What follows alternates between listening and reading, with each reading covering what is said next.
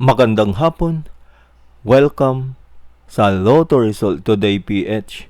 Narito ang mga resulta para sa 5 PM draw, February 10, 2026.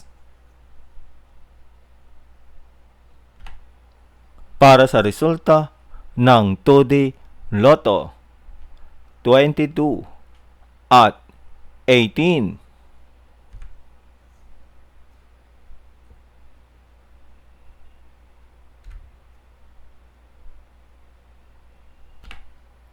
Para sa resulta ng 3D Lotto, 9, 2, at 8.